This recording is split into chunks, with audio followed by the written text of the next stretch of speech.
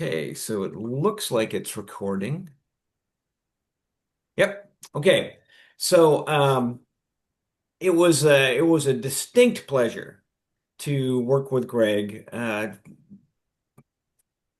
In many ways, a big part of it was he had such a fascinating story to tell. I enjoyed it every week with something new and exciting and entertaining and interesting. And he got into his spiritual growth, but also he talked about his career at NASA and he talked about his personal life as well, and that was extremely enjoyable. And I got to know him, and he's just a wonderful guy. We all know that. This is the Greg Martin's Appreciation Society here, so I'm not telling you something you don't know, but I have the same opinion that many of you have had of him for a long time. Just a wonderful guy, and it was my pleasure. Now, I'm going to go ahead and get started, and I'm going to introduce a few things about ground rules and a little bit about Greg and about his book and all. And then I'm going to turn it over to Greg. And then after Greg has a chance to talk to you about his topics of choice, then we'll open it up for questions. And I want to plant that seed in your mind to think of questions you may want to ask Greg during the Q&A session afterwards. The meeting is scheduled for an hour, but I will stay and keep the meeting open for as long as you guys want. And it's at uh, at, at these meetings, it's typical for the meeting to actually go longer than an hour. So don't worry about the hour timeline. If you want to go longer, I can certainly keep hosting it and we'll go longer. So not to worry about that. So with that, I'm going to share my screen. I've got a few introductory slides and we'll take it from there.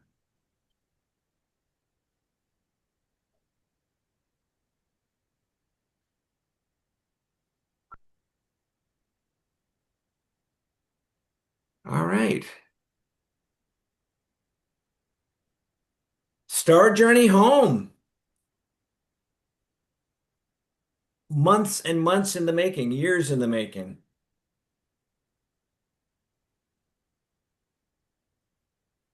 And this is the author, Greg Martins.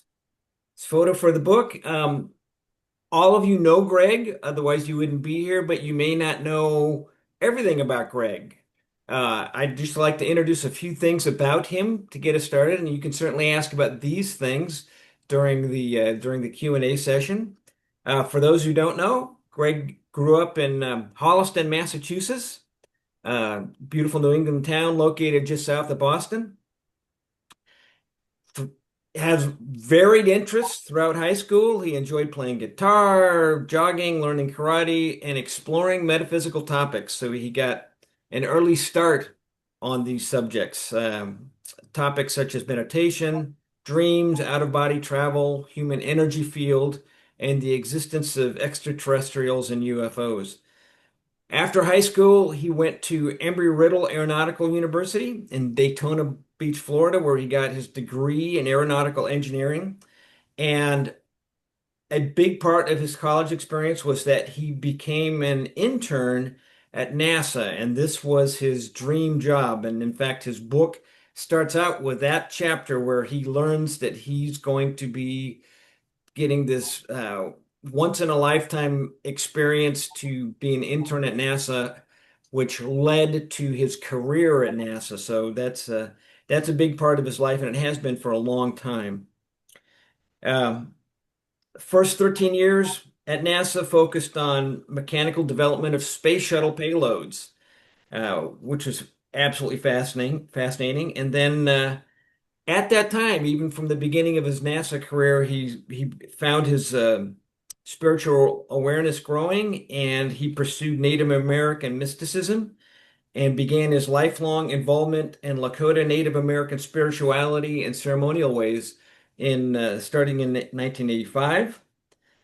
He soon after that, he soon began working with the Akashic Records, which are a non-physical library holding a record of every person and event in history. And the Akashic Records are the primary source for Greg's information on his clients' extraterrestrial connections, their home star systems, oversouls, and health conditions. All of this is presented in his book.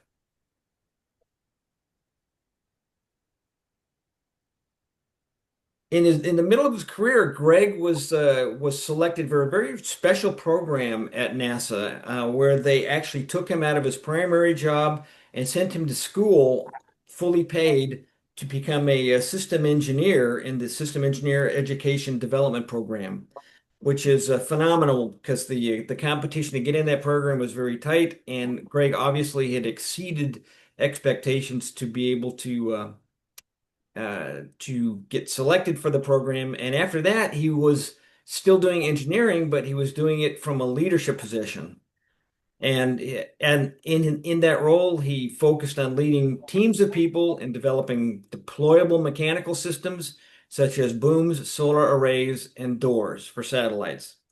Greg retired from NASA in 2018, and he currently lives in Sarasota, Florida. That's just a thumbnail sketch of Greg Martins. Obviously, you guys know more about him than I do, but feel free to ask him about any of those topics during the question and answer period. So what we're going to talk about today, I'm going to provide a little bit of meeting information.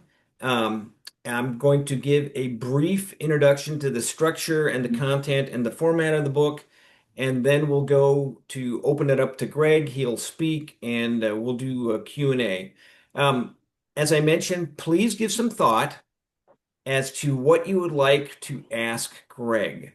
This is your chance to talk with him directly about his book, about his life, about anything you want to discuss with him, about his future, any of that stuff.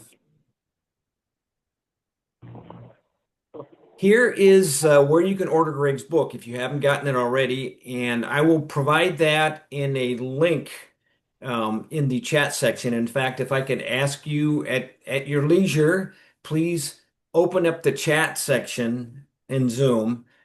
This will allow you to see any messages that are provided, and one of the messages will be me sending you a link where to buy the book. And you can also have a chance. I know that's for some of you, this is kind of an old home week. You may not have seen each other for a while, so you can send a message directly to anyone else in this meeting if you would like, or send a message to everyone in the meeting. But the chat section is a really good function, and I encourage you to open it. Um, the link here is to his ebook. However, his book is available in ebook, which on Amazon is Kindle, of course, and it also is in paperback and hardcover versions. Um, the hardcover version on Amazon, I under and there it's in color too. The books are in color. The hardcover version is spectacular from what I understand. It's done in premium color and it's very worthwhile if you're inclined to buy that. Of course, there is a paperback version for a lesser price. And the ebook, just want to focus on that for just a second.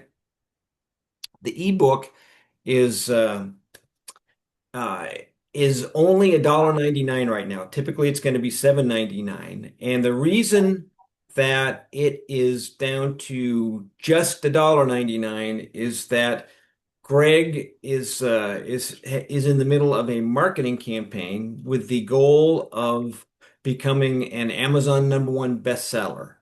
And the way that he becomes a bestseller is for him to sell more copies than anyone else in his Amazon category. And again, the price is $1.99.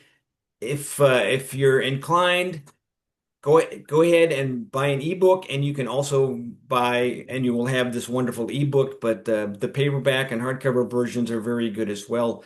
I encourage you to buy the ebook soon if you're going to do that, simply because the structure associated with determining who becomes an Amazon #1 bestseller is a floating 2-week window, and his marketing campaign just started.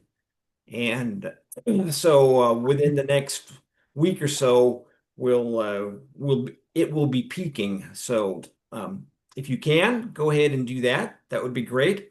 And like I said, I'll post the Amazon link once I'm done with this presentation. Um, if you're interested, books are also available from local bookstores such as Barnes and Noble and independent bookstores. So it's available everywhere you buy your books. So just a couple ground rules. There are quite a few people on the call. It's we now have people in two different screens on the call. Um, I would ask just to cut down on any sort of noise associated, background noise that might be coming. Please be on mute unless you're asking a question. And I mentioned about opening the chat function. You can make comments, you can discuss it with others without interrupting the group. Uh, Everyone else is going to enjoy your thoughts on this stuff. If you want to say something to Greg or encouragement or say something to everybody, go ahead and put it in the chat section. Chat section. That's a wonderful way to share your thoughts on this. I encourage you to participate. This is part of the fun. Of course, be respectful of others. Greg's book is just in terms of structure. He has 19 chapters and describes his professional, personal, and spiritual life. As I mentioned, he grew up in Holliston. Uh, One thing that impressed me very much about Greg as he wrote his book was throughout his book he stresses the deep importance of family and personal relationships. It comes through, and he talks about them always respectfully and in almost always in very glowing terms. So it's really a wonderful journey that he takes us through. And he talks, a lot of the subject matter is taking us through his extraordinary and quite varied metaphysical journey. And one thing I really liked about Greg's book is that he does it in a building block process. So for those who may not be as familiar with the topics that he discusses, he takes us through them one by one and he builds on it. And so by the end of the book, we all have an understanding of what he's discussing and why it's important and what he got out of it. He also shows us the inner workings of NASA, which is very fascinating, as he talks about his quite highly successful career. One of the chapters, even he has a blow-by-blow description of being in the launch center for a launch to where his project will be placed in orbit around the moon in preparation for the next landing on the moon. So it's fascinating, fascinating stuff. And all of this he talks about is wonderful, but it's more than simply taking us through his journey. He emphasizes what he learned and why it's important on these topics that you see on the bottom. To ask Greg a question, because we're going to be on multiple screens, I would ask that at the bottom of your Zoom screen, there's something called a React button, and I would ask you to go ahead and click that and raise your hand.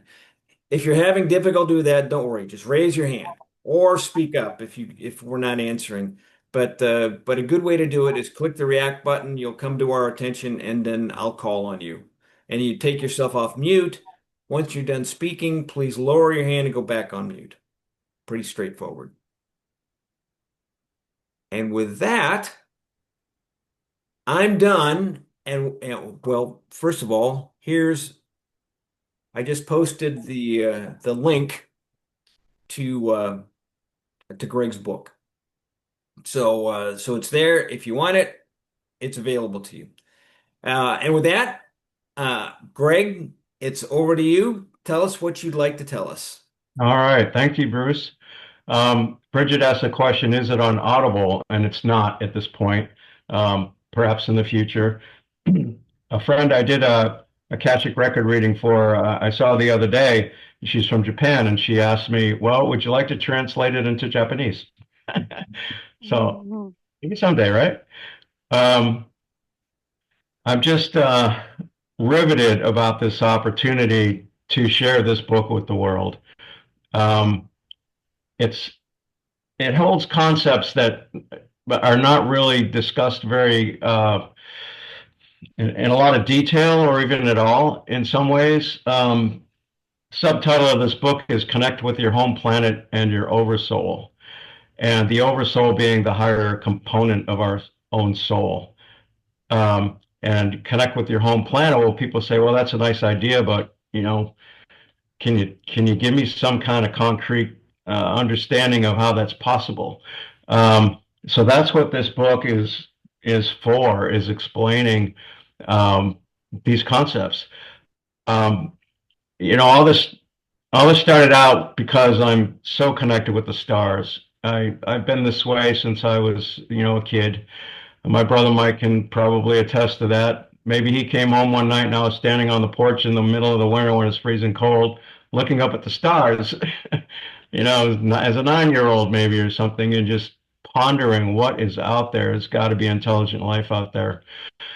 Um, so having the deep calling to continue looking into what's out there and can we connect to it? What about extraterrestrials? What's all this about UFOs? Um, I've my whole life I've spent connected to or investigating and raising my own intuitive abilities to tune into my higher consciousness so I can connect with extraterrestrials on a higher consciousness level. There's no doubt in my mind that extraterrestrials exist based on my experience level. Um, when I started out, my intuitive uh, my intuitive abilities were probably about the same level as most people's. I wasn't born psychic, um, in a way that was obvious. And I had an interest in meditation, and I heard about the concept of out of body travel, and I wanted to do that. So I learned about quieting my mind and sensing my energy field because a friend of mine said, well, if you do out of body travel, you're in your energy body. You're no longer in your physical body. So you really want to understand energy. And so with that, I jumped in and started developing uh, routines and meditation that would involve breathing energy and sensing energy. And I developed several meditations that I found highly rewarding. Um, Not only would these meditations allow me to sense my energy field, but I could feel energy from different parts of the room and outside and refine my ability to sense my own chakras, the chakra centers, the main energy vortices in our body. We have 7 main ones, the heart being one. And when we feel that love for someone else, it's that heart chakra that's working. And so there's 6 others, the gut feeling in the solar plexus, the third eye, being able to see beyond the physical realm is another chakra. And we all have the ability to excite these areas and work with them in a deeper way so that we can reach amazing levels of consciousness by simply working with our chakras and working on our energy field and clearing it. And we become more sensitive on in our intuitive senses. They work through the chakras. Like, for example, the third eye chakra connects with clairvoyance. So that intuitive ability is connected to that chakra. So I developed these chakras, and I do have a chapter in my book that talks about this. Um, Developing intuition is the third chapter. So I go into the chakras and the intuitive abilities we have, and the masters of the Far East, the yogis, they've mastered these abilities and can do profound things. Um, so that's something else that can be looked into if you're interested. In my development as an intuitive and my exploration of the existence of extraterrestrials and UFOs, um, I got to a point where I wanted to help people who had connections with extraterrestrials and they wanted to understand what was going on. Maybe they were having extraterrestrial experiences in their waking state, being visited by beings at night while they were trying to sleep, or perhaps they had these experiences while they were sleeping, or in some cases, experiences that they remembered from past lives that were influencing them in this life. I have stories about all of these in my book. Um, so I wanted to assist people that had experiences with extraterrestrials, and they wanted to know what's going on. And I thought about my my mentor in the area of extraterrestrial uh, connection and working with the Akashic Records, Leah Stansell, and she's on this call with her son James. And I saw Leah giving Akashic Record readings to people and helping them with connections that they wanted to talk about. Some with extraterrestrials. Other questions that they had could be addressed using the Akashic Records, which is, as Bruce said, the Akashic Records is a non-physical energy library of every event, being, and place that's ever existed anywhere. And all the energy imprints from all these things exist on after forever, and they can be accessed through the Akashic Records, which is like an organized library. It's pretty amazing. So I asked Leah, hey, can I access the Akashic Records? Can I learn to do that so I can help people with extraterrestrial connections? They want to know what's going on. And I could access their soul record and ask that the information be pulled from the record that would answer their questions. And Leah and her spirit guide said, yep, that sounds great. It's right up your alley. You're a space cadet. And working with extraterrestrials is a great thing for you. And with that, I spent years practicing and developing abilities to access the Akashic records. I spent the first year actually just working, practicing on my own. And I've often told people that my experiences with those records were like episodes out of Star Trek, because the spirit that was working with me, who accessed the Akashic records, his name was Carl. He would access the records, and he would involve me with the records so I could get experience with them. And sometimes he had me experience the records and feel them, go into them, um, and 75% of the experiences he gave me in that first year of practice sessions were space connected. They were about space things. Others were involving like history or other cultures. Very, very fascinating work to work with the Akashic records. Anybody can access them. Ask your angel, your higher self, to if it's okay for you to connect with them, and is it in harmony with your soul path, and you'd like to check it out. They would get you connected. So you have that option to explore that. Just as a side note, Edgar Casey, one of America's most gifted psychics, did 14,000 readings for people using the Akashic records. He would access their soul record and answer questions they had about health. Um, another chapter on my book called Healing and Past Lives, I've accessed the Akashic records to help people with health issues. Um, Two of the health issues that I worked on were my own, and they were chronic conditions that were very uncomfortable. And I used the Akashic records and some shamanic work to heal myself of those conditions. And one other person I write about had some debilitating psoriasis from childhood, and her condition has cleared up quite a bit as a result of working with the Akashic records and seeing, well, where was the cause, and then working with that energy and helping to neutralize it. So I have done about 100 readings using the Akashic records, specifically focused on home planets and home star systems for people. I've done a lot of other Akashic record readings for other reasons, as I mentioned, health being one. But I've done about 100 of those home star system readings. And what I found in looking into a person's soul record is, oh, here's your home star system, here's your home planet, because they were asking me, where am I from? I feel connected to somewhere out in the cosmos, but I don't know where it is. I feel like there's more beyond what we see in the physical realm here. And so I was able to access the records, and I'd say 95% of the time I was given the answer for where's their home star system, their home planet. And what else I sought out was, well, what's the name for their oversoul, the higher part of their own soul essence?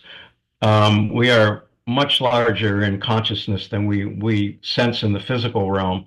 We have a higher consciousness that we sometimes sense, that we're capable of doing intuitive work that we haven't really been focusing on much. But when we go into a higher self in meditation, we ask our guides or our angel, hey, what's my soul purpose, or what else can I be doing? We start feeling the guidance, and we feel led to maybe start painting or work in a certain vocation. And those are the nudges that guide us toward our heart and soul calling in this life. So we have the higher consciousness, and then above that, even we have the oversoul, which is the higher part of our own soul essence. In my opinion, what I've experienced, um, I've found that the concept of the oversoul rings true every time I've worked with it, and some of my clients have also worked with their oversoul and said, you know, this really makes sense. It works. It feels right. When I work with this higher part of my soul, my intuition increases. I receive answers on, that I'm asking about. I'm receiving guidance at this high level. So connecting to our oversoul is not difficult. It's just that most people don't know that it's there. It's most people probably experience it as their higher self, but the oversoul goes beyond that. The oversoul, in my experience, is located at a person's home planet. It's a parent in a sense, where this higher essence, the this large soul, when they want to have offspring, they manifest the offspring from their own soul essence with the approval of their angel and God, and manifest an offspring. And then that offspring has the ability then to have incarnations on other planets and get on the wheel of karma, come to Earth to help out. Um, and this is one way that a being can operate in the cosmos. There are beings that manifest from the oversoul that perhaps stay at such a high level of vibration that maybe they never take on a physical form. These are things that I've just been able to touch on when I look into a person's soul record. So I'll give an example. I'll give myself as an example. So my oversoul wanted to manifest an offspring, and I was manifested. And then I started having incarnations on Earth to help out. I am always connected to the oversoul.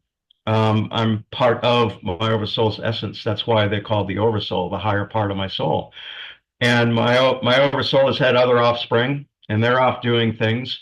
And I believe strongly that one of my oversoul's other offspring is here on Earth at this time as well. And I had the great fortune to meet her in this lifetime.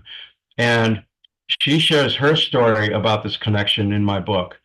So it helps to validate the concept and and validate the experience of, wow, the oversoul really exists and we can communicate. And it's fascinating that way. So I wanted to put that out. So this concept of home planets and the oversoul, why is it such a big deal, right? When I first experienced my oversoul, and I just asked in meditation, I was so busy at NASA, and I thought, well, Leah suggested that one of my spirit guides might be my oversoul. And I thought, well, that's a great idea. So I asked him, I said, you're you my oversoul? And he kept saying, yep, yep. And the answer for me came in feeling in my gut and in my heart and in an energy resonance throughout all of my chakras. That was my intuitive affirmation. And each time I asked him, I always got that. So when I became aware of my oversoul, I I found, oh, as the weeks went on and practice, connecting, I found my intuition increased and my chakras all shifted to a higher level, and my sense of wholeness increased. And it made sense because here I am connecting to a higher part of my own essence, the oversoul.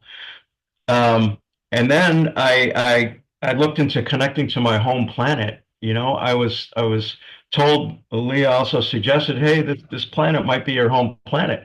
I think she saw I was so damn busy with NASA, she needed to kind of plant some seeds, and I appreciate Leah for that.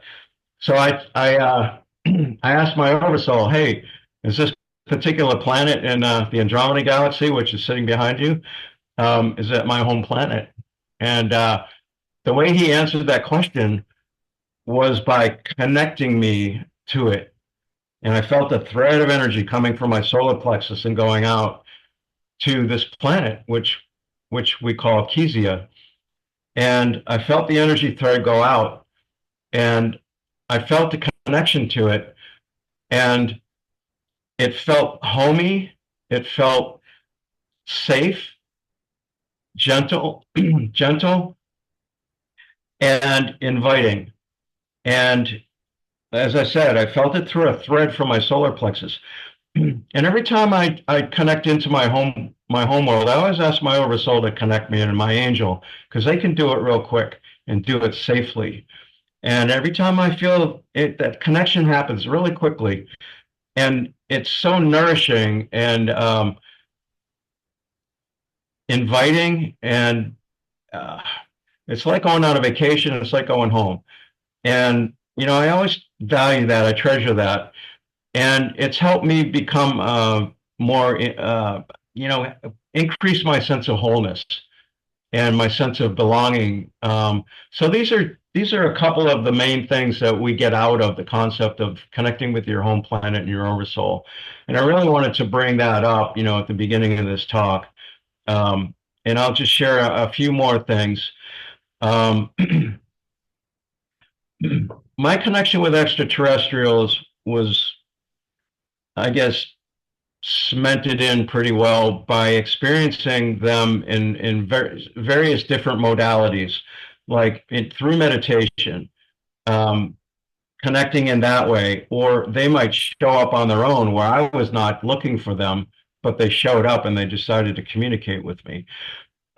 Another modality was in the dream state. Um, Many times in my dreams, I would have a UFO show up, or I would have a UFO show up and a being would show up and they would look human. Um, there was another experience where it included um, extraterrestrial beings, out of body travel, and then even the experience of what was happening in the dream state traveled into the physical state, and I was having physical manifestations after the dream. So it carried right on through into the physical realm. And this all was initiated in the dream world. And I've said in my book, and I've said it to other folks a number of times, that the dream world is more than just a place for our subconscious mind to work on what's going on in our daily life. It's also a gateway to other dimensions and to other levels of consciousness. And there's just like no end to how many dimensions we could perhaps experience, or how many levels of consciousness we could go through in the dream state. I do talk about these in my book, the different levels that I've experienced. Uh, Fascinating place, the dream state.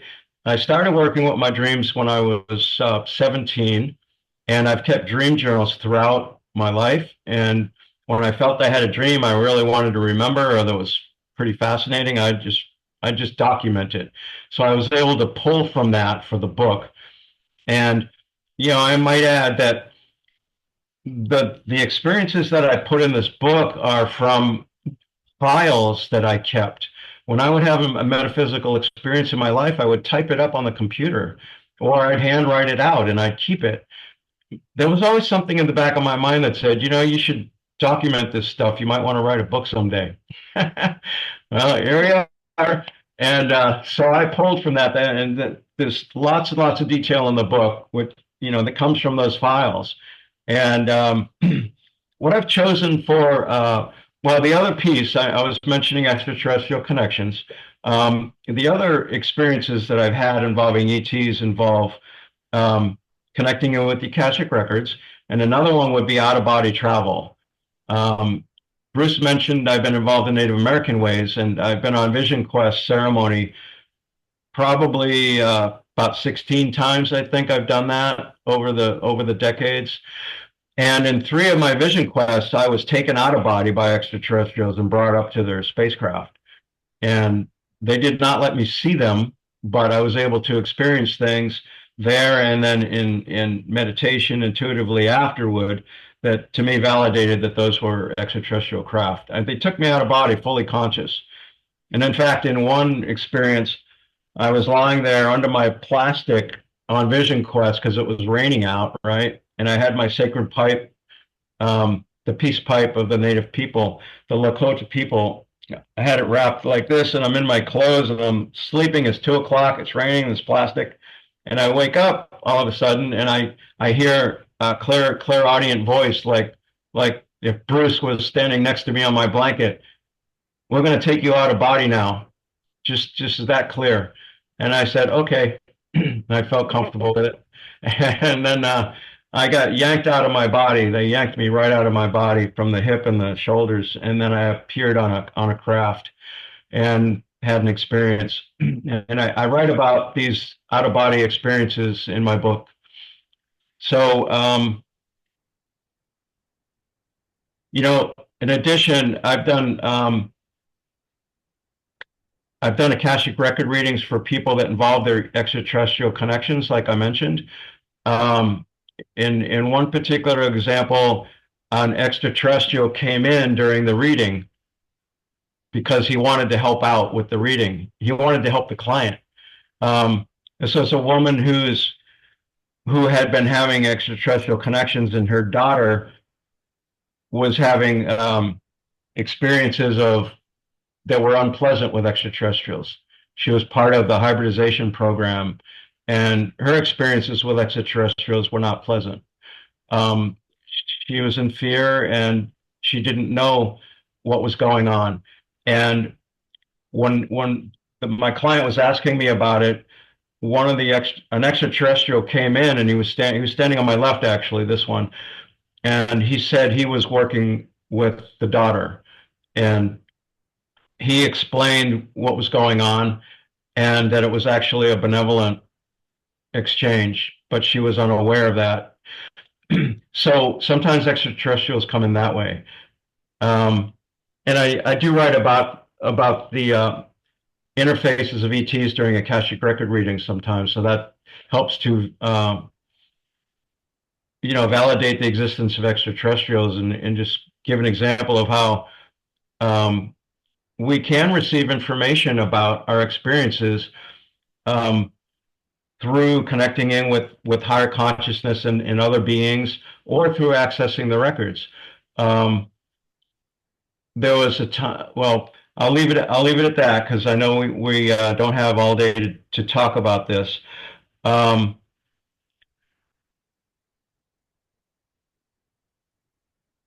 Alpha Centauri is the next closest star system to ours, and my experience with beings from Alpha Centauri is profound.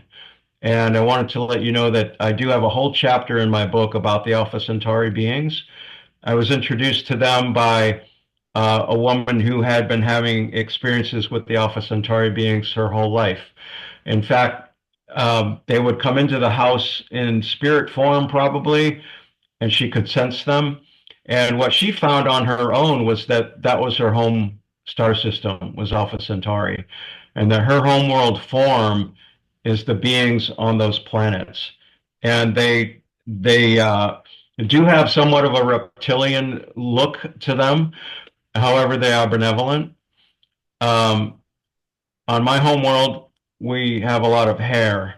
We don't look quite like Chewbacca, like the dust mop image he is, Our hair is flat, a little coarse, and about an inch or two long, the hair. So we're all hair covered. And so I learned about the Alpha Centauri beings from Pat. She wrote a book, and that's how I got involved with the Alpha Centauri beings. And in fact, they were responsible for two of my out of body experiences on Vision Quest. They brought me up to their ship 2 years in a row. um, there's another woman I write about in the book whose homeworld form is reptilian as well, and she's benevolent. And she was having experiences in this life of a past life that she felt unresolved about when she incarnated on Earth as a reptilian like 5,000 years ago or 6,000 years ago. And I write about in the book about her story. And I did a Akashic record reading or connection for her, right on the spot when she was talking to me.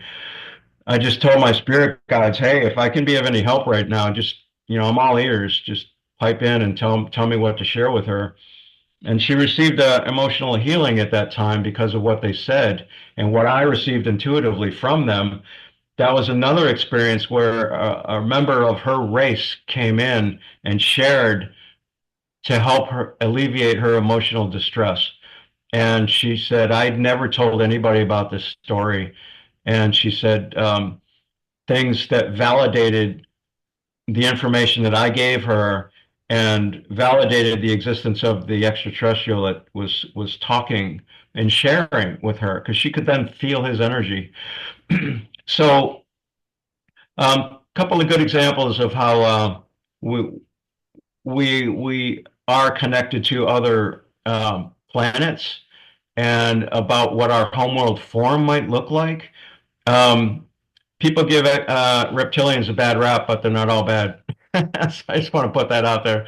Um, a lot of people come from the Pleiades, from Sirius star system, Aldebaran, Arcturus, uh, and Alpha Centauri and Orion. For goodness sake, I found people from many star systems in the Orion constellation.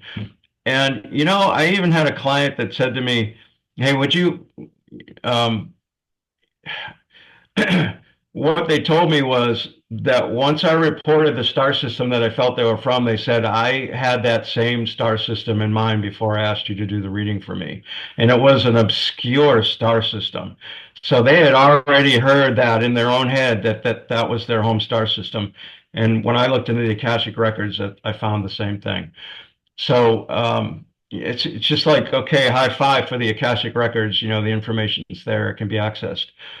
Um, let's see. So I talk about the Alpha Centauri beings in Alpha Centauri in a whole chapter, and also the same thing with the Pleiades. I talk about that because it's so prevalent. So many people come from the Pleiades.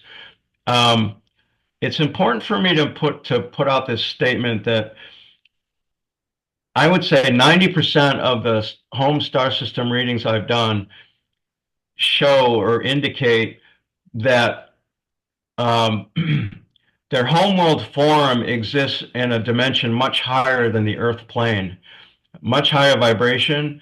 So if we went there in a spaceship, we probably wouldn't even see the beings because they're a much higher vibration. That the vibration they vibrate at in their homeworld form. Um, we might not even see the planet that they live on. It might be in a much higher dimension, much higher vibration rate. This comes through consistently in these readings. I have found some people's homeworld forms are in our third dimensional universe, our density, our Earth plane. So if we took a spaceship to their home world, we'd probably see it. Um, so it's fascinating stuff.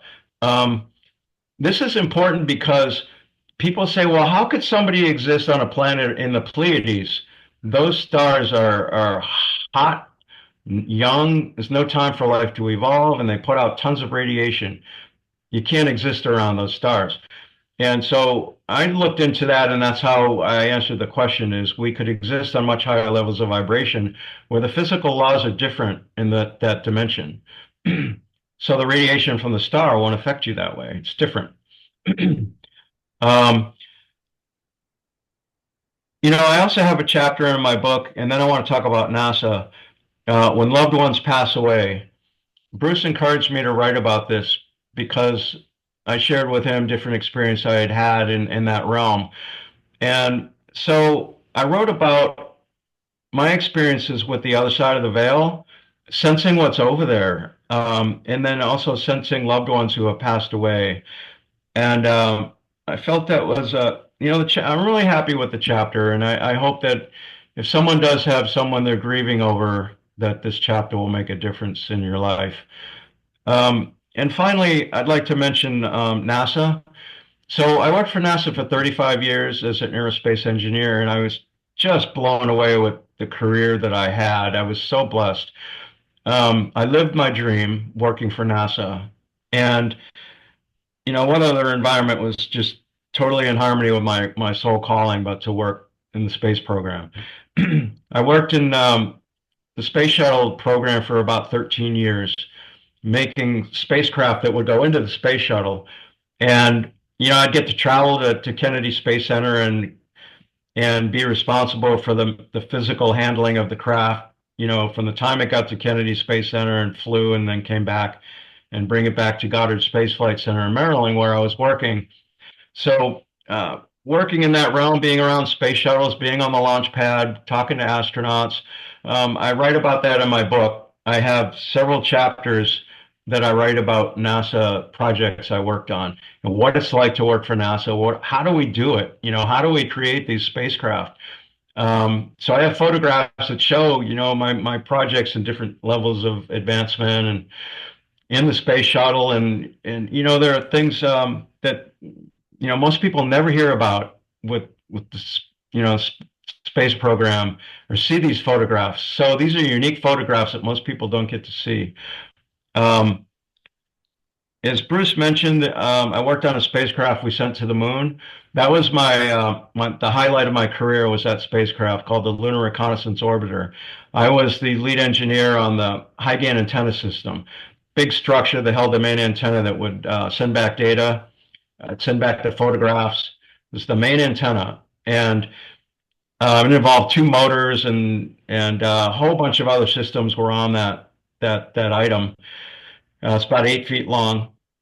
And so I write about the launch of that and the excitement of that whole project. And then I go into detail about the high gain antenna system and developing that as the lead engineer. How did I do it? How did we do it?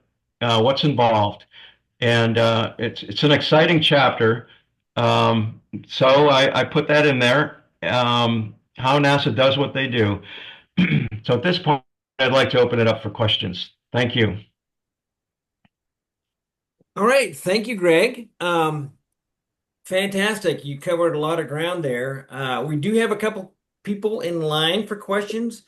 I'll tell you what, I've got some as well, but we're gonna go ahead and start with Adria, who had her hand up about 20 minutes ago. So, Adria. Hello. Hello, Bruce. Hello. Hello, Greg. Hi. I'm really curious and I like this concept of oversoul. Uh, and because, okay, I have my own experience regarding that, I will try to provoke you with this concept and ask you when you are speaking about oversoul, you are speaking, in fact, about a being which is non terrestrial and also organic being, a physical one, isn't it? Um, Or you are expressing a being which is energetically yeah, energetic typically. energetical typically.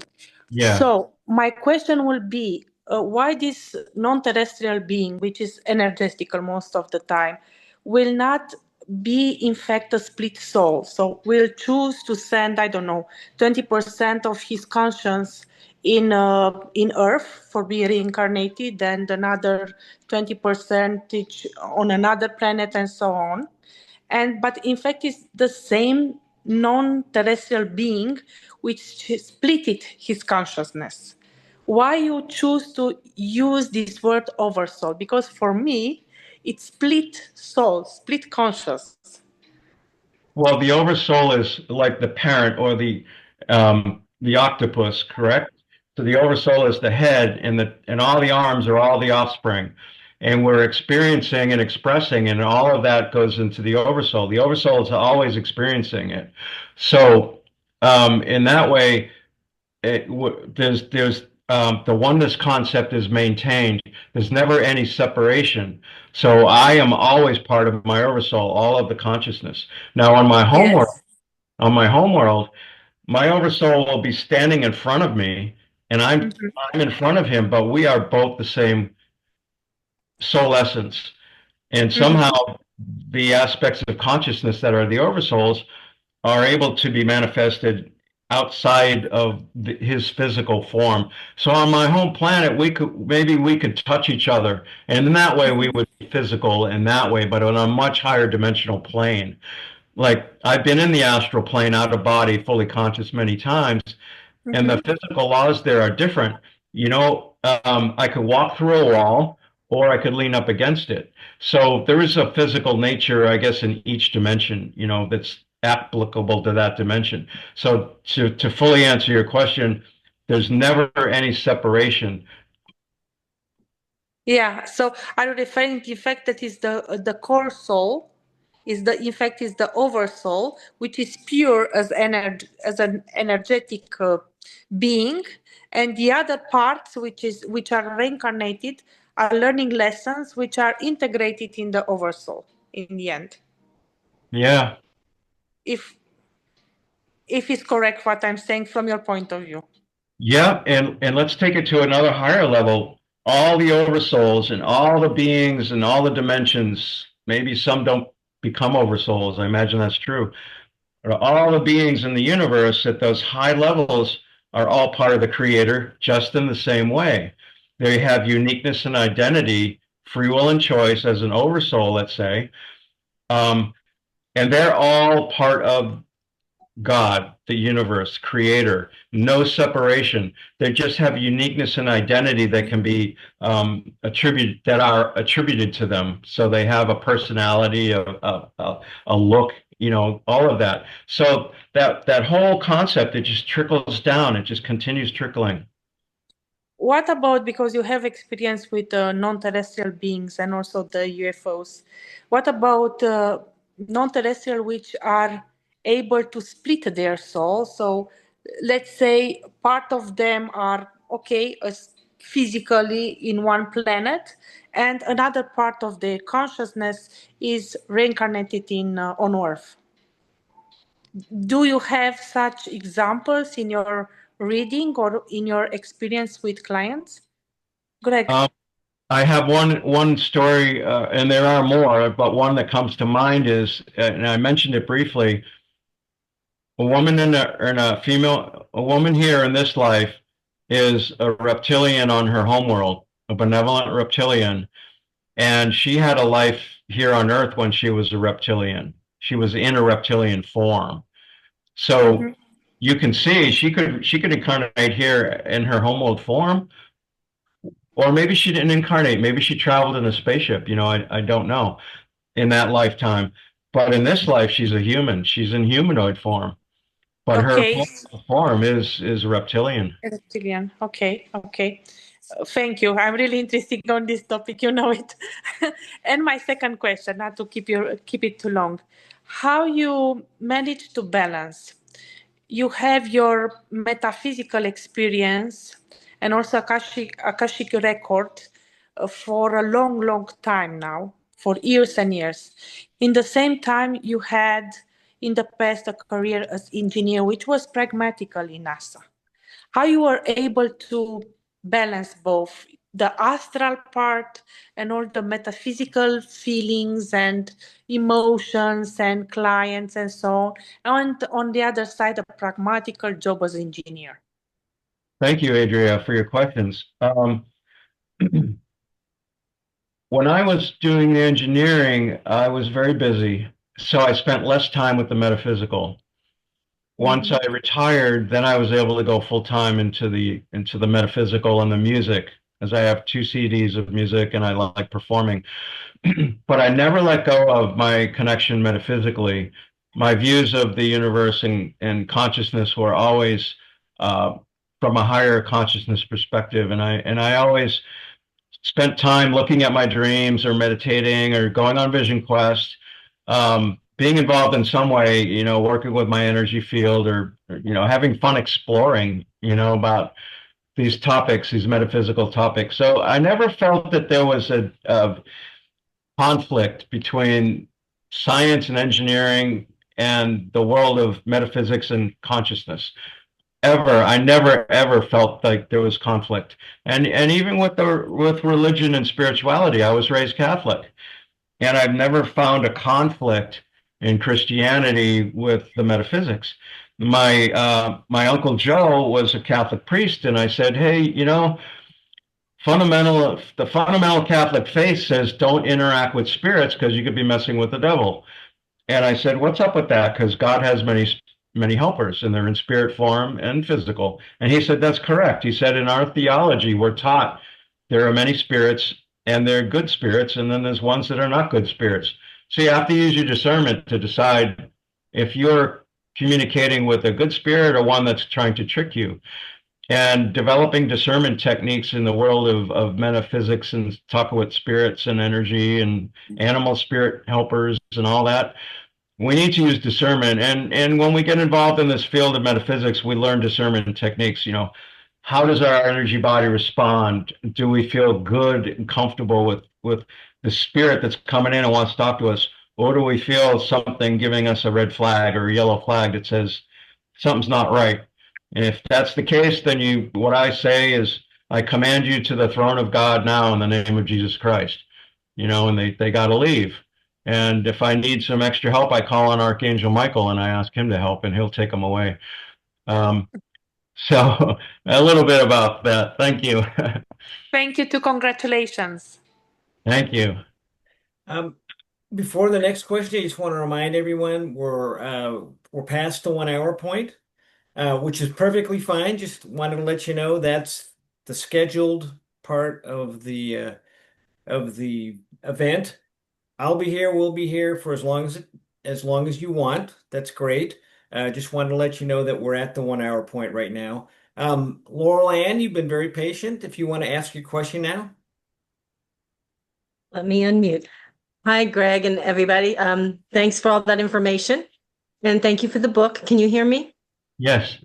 Okay. And thank you for the book. Now, you did a reading for me back a while ago, and my oversoul's name is Rena, and I assume she's a she. That's how I interact with her, as a she. And I know that you spoke about yours as a he. So could you Yes. speak on that a little bit, on that, that concept of masculine, feminine kind of thing, please? Okay. Um, on my home world, my oversoul is masculine, and he has a partner who's feminine. So there's a duality present on that planet, but at a very high level of vibration, much higher than the Earth physical plane. And so they don't have offspring by joining their energies. My soul essence is from my oversoul, the male, Sumara. I call him White Buffalo because he incarnated part of his essence on Earth way back when, and apparently we had a lifetime together. And he was manifesting part of his own oversoul essence on Earth, and I had a lifetime with him. And I always see him as a Native American, although I do see him in the form that we have on our Earth sometimes as the hair covered being. It's fascinating.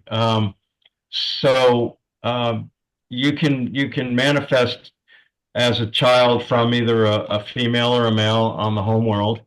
It could be that on your home world, your oversoul is just a shaft of energy and maybe doesn't have a form that we're used to, that we can see. And maybe they could shapeshift into a physical form or manifestation at their vibration to be communicated with. Um, I have a client who's on her homeworld. She's a shaft of energy. That's how she appears, and she works with the energies of the planet. That's that's fascinating. And I've come across other people who have more of an androgynous form on their homeworld, and they fly around as an energy being, and they can shapeshift. They can be in the water. They can be on land. Does that help answer? Yes, it does.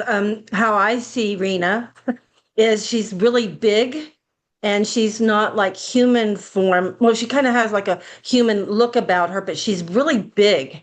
And I feel like she kind of vibrates in between physical and energetic. So, but I feel she feels very feminine nature to me. And yeah, so anyway, I appreciate that. And I just want to say that, when I first heard about what you did through your sister, I was like, oh, I don't really need to know all that. And then I got to thinking about it. I said, maybe I do want to know. And then so we connected, and it really changed my whole interaction with my soul and my higher being through the work with your sister and then through this oversoul understanding. So it really was a big expansion for me spiritually. So I appreciate your work very much and thank you. Thanks, Laurel, and I appreciate your speaking about it. Thank you, Laurel Ann, and thank you, Adria, who just left to go to bed in Romania. So thanks to you both for your wonderful questions and fantastic presentation, Greg. I'd like to ask a question that's a little more nuts and bolts, and it's because uh, many people, including I would imagine the vast majority of people on this call, but the large majority of adults in the US feel they have a, wonderful book inside of them. And what prevents them from writing their book is they don't know how to do it, and there's a bit of a fear of failure and what have you. And I can talk about that at length. I won't, but I want to ask you, Greg, because your book, it's not just about metaphysical, and it's not just about NASA.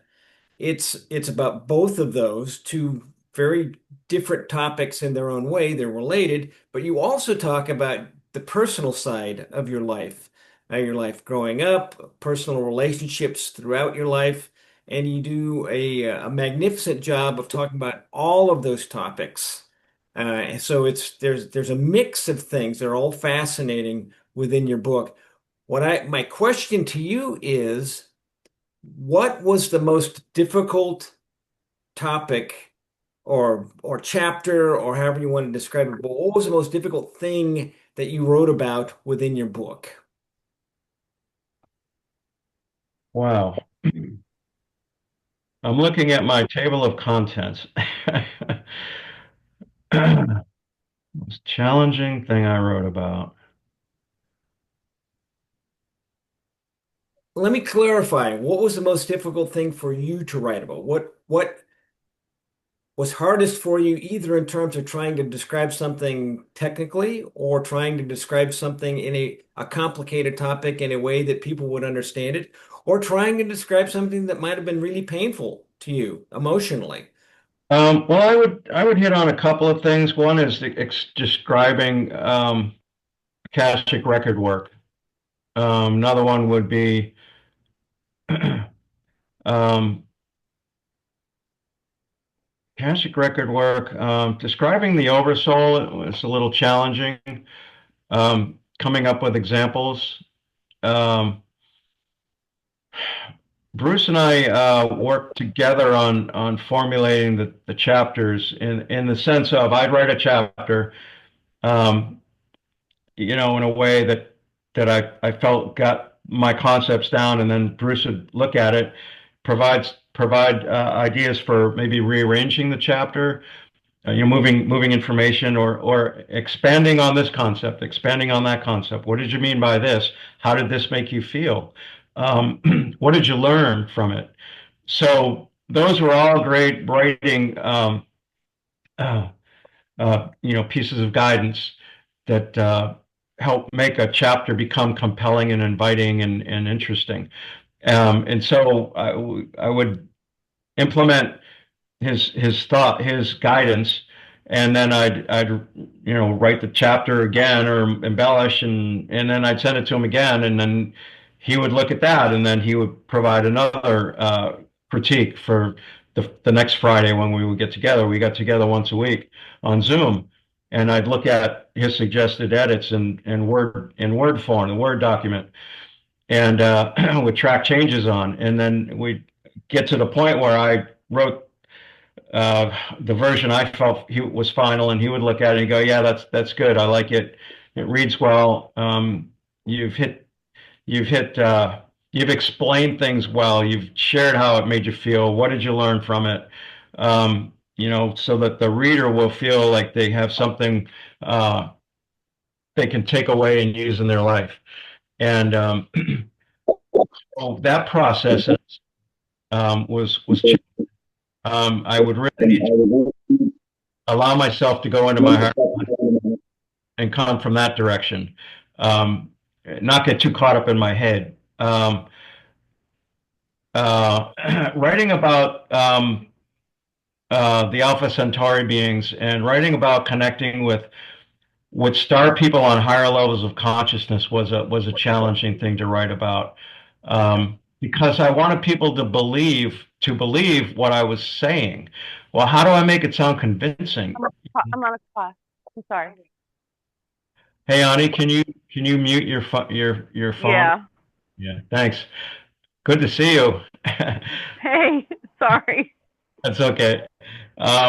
So what I did, Bruce, was I looked into, well, where were there corroborations with the data, the information that I'm sharing? Who corroborated this experience for me, and who validated this experience for me?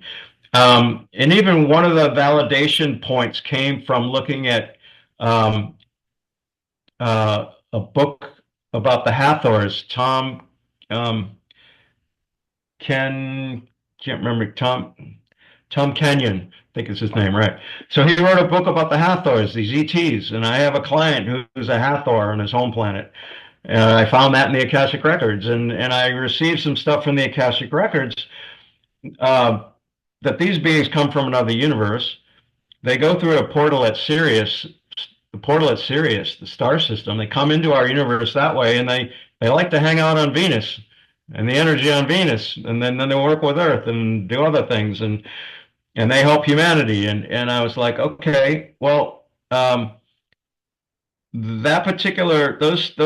piece of information hit on three things I had in my book, and so it helped to validate the concepts that I was putting in my book, because I found a client whose homeworld is Venus, and that was mind-boggling to me, but I got that it was correct. And I have other verification methods for that. So I believe, yes, his client's home planet is Venus. And when Tom Kenyon's book says the Hathors told him that they go to Venus, I thought, well, I'll check that box. And then the portal at Sirius, I had an experience with that portal on my own years ago. And so there was validation that portal indeed exists. And so corroboration and validation, that those took very difficult topics and helped to make them softer, that they were, they came out okay in the book. I feel confident that when people read these, they'll feel that what I'm saying, is likely true. Excellent. And I can speak from experience, having worked with Greg on his book and read his book, that he does an excellent job of taking some very complicated topics and breaking them down into bite-sized chunks. I mean, that's kind of into understandable stepping stones, so that he takes us from one topic to another topic to another, and it's understandable at the end of the day, and that's very much to his credit. He also talks a lot about, and this is something very good about Greg's book, is that, or very engaging about his book, is that he talks about his personal experiences, personal relationships he's had, things that, and he looks at them, and he looks at what he got out of it, the enjoyment he got out of it, and what he learned from those experiences as well. So it's more than just a description of spirituality. It's more than just a description of the engineering environment at NASA. It's also a personal description of his life in memoir form, and all together, it's a wonderful mix that keeps readers coming back and wanting more and wanting to find out more. So well done. Any other questions from anyone? You can. We're down to one screen now, so if you want to speak up, please raise your hand. Yeah, John, Uh, You're on mute. Can you take him off mute, Bruce? I can ask him to unmute. John, can you unmute yourself? There you go. There you go. Hey, John. So, how you been? I'm well. Good to see you. Really proud of you. I don't have a specific question. I just wanted to say, hey, give a quick shout out. And just to let you know, I acquired a 13-inch Dobson scope here that I'm working on right now, putting the mirror back. Greg Wow. was a huge inspiration in my astronomy endeavors. As you recall, back in Yep. like the 90s, we sent me a copy of Sky and Telescope, and you rekindled my interest from my childhood, and I'm still going on it. But anyway, I don't want to take any time. I don't have any specific questions on the book. I'm sure I'll be reading it, and I'll be talking to you at length, I'm sure, at some point. Just want to say, hey, love you, bro. Very proud of you, and I know we'll talk soon. All right. Thanks, John. Right on. Take care, Ben. Yeah, I wrote about John in my book. Developing intuition is something we all can do, and then it helped me to become the man I am today. And in high school, I followed my intuition, and that's how I met John. It was something about him, and I said, I got to meet that guy, and then we became best friends. Excellent. I remember John in the book. Well done. Yeah. Nice to meet you, John. Anybody else? And actually, I'm just going to open it up. If anyone wants to just say anything, doesn't have to be a question. If you want to add something to the discussion, please do. You can come off a mute at your leisure. Lynn, go ahead. Hi. I have to go to another Zoom call, but I just wanted to say and thank Greg. Greg and I have known each other a long time, his family friend, and both of us studied different aspects or were involved in different aspects of Native American mysticism. But around the time my mother died, Greg helped me quite a bit, and he gave me a reading. This was around 2017, 2018, and had quite a meaningful experience. I had a lot of questions then, but what happened is it kind of launched me into a new direction. I've gotten beyond interacting with the psychic and astral worlds and moving on to celestial and angelic. And a lot of my questions have been answered over the years because he influenced me to look in a new direction. And the reading has been validated many times in the metaphysical studies that I'm doing now with longtime teachers in that area. I just want to say, if it seems strange, some of the things he's talking about, it's just a matter of kind of peeling away the layers as we learned step by step. And now I realize, because for a while, one of my questions was, well, how do you know the difference between a celestial or angelic intervention or an ET intervention of someone who's on a really much higher plane of vibration? And as Greg just said, it's all part of the evolutionary ladder that we're on. It's all part of the oneness. So I just want to say thank you, Greg. And it's really raised my consciousness. And when I realized when I went to my home planet that I couldn't see the Council of Elders, that I could barely see them, I realized they told me, well, you had to lower your vibration to incarnate on Earth. And so it motivated me to raise my vibration consciously through more practices. Greg had just opened a lot of doors, and I want to thank you for that. I can't wait to see where this all goes. I have to go to another. Yeah. I do these like meditation journeys with people on Zoom, and that's where I got to go right now. So Okay. take care. Thank you. I Thank you, hope we'll Lynn. talk another. Anyone else want to add to the discussion?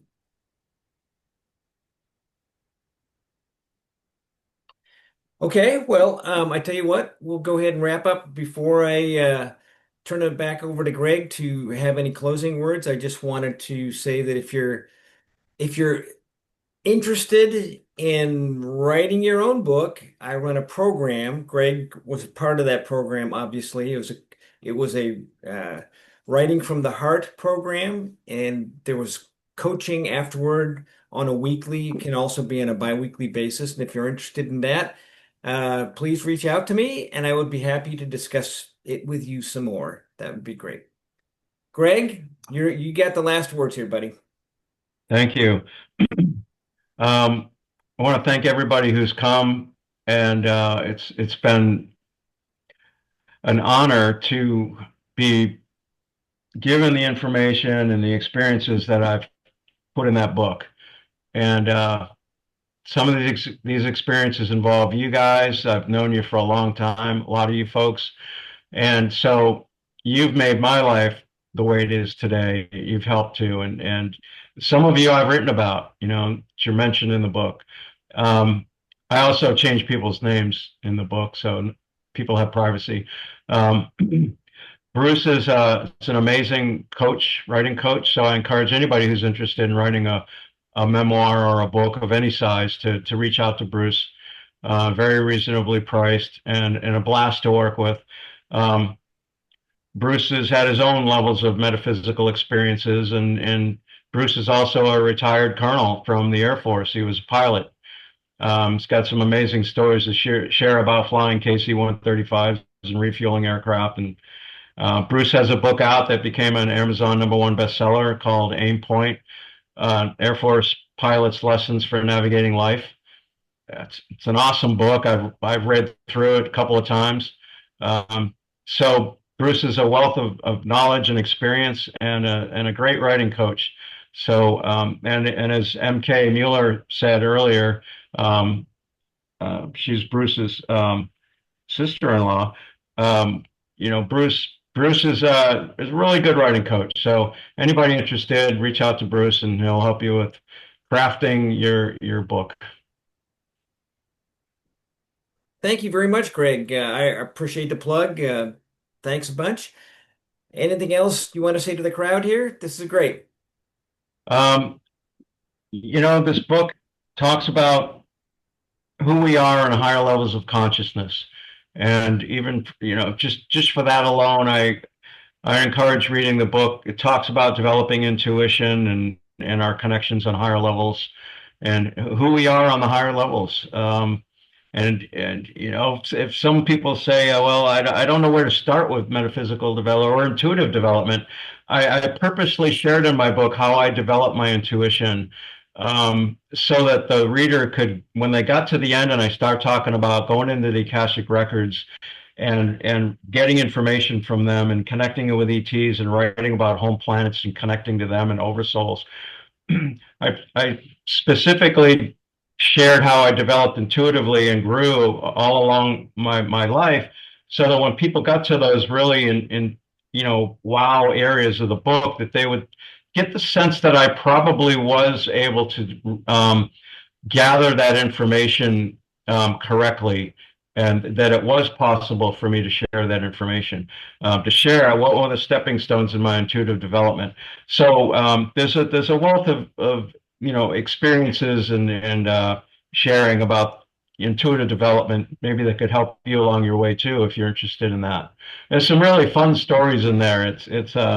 It's captivating. I've had a number of people reach out to me and say, I love your book. I can't put it down. I'm on chapter 8.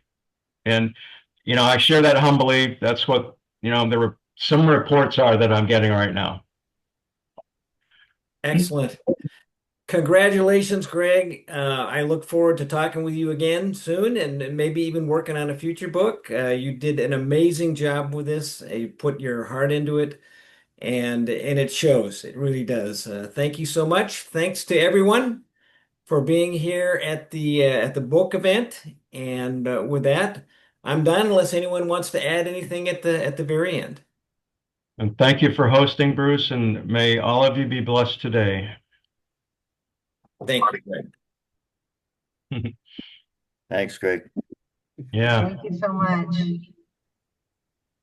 And I can't wait to read it. Thanks. Be nice to talk about it. Yeah. My brother, he'll say, "Oh, I remember when you did that. I remember when you did that." I love you guys. Thanks, Greg. Have a good day. Yeah. Thanks, You Greg. guys Love you. reach out anytime.